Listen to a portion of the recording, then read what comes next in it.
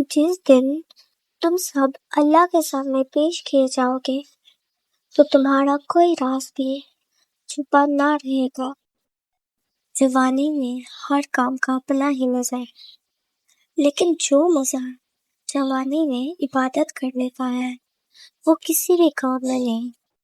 حضرت محمد صلی اللہ علیہ وآلہ وسلم امت کے لیے راتوں میں اتنی دیر تک کھڑے ہو کر عبادت کرتے کہ ان کے ٹخنے سوج جاتے، اور آج امت اتنا سوتی ہے کہ ان کی آنکھیں سو جاتی ہیں۔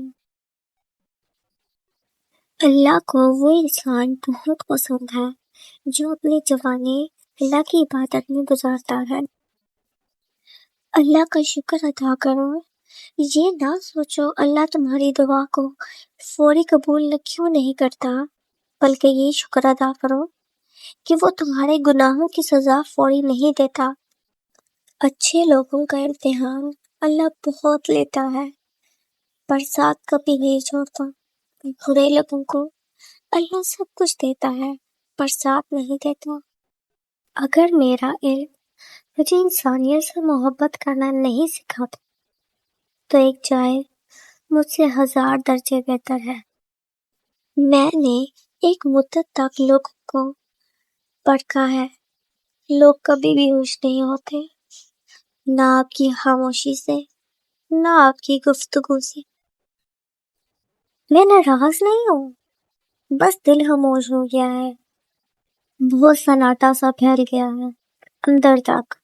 نہ غصہ کرنے کا دل کرتا ہے، نہ شکوے کی تمنا، نہ ہی کسی چیز کی ضد، نہ ہی کوئی شکایت۔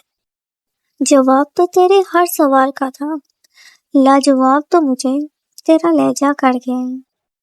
سچ کے راستے پہ چلنے کا یہ فائدہ ہوا کہ راستے میں کہیں بھیڑ نہ تھی۔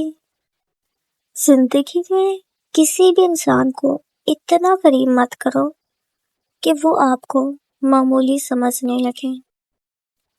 ہر انسان اپنی زبان کے پیچھے چھپا ہوا ہے، اگر اسے سمجھنا ہے تو اسے بولنے دو۔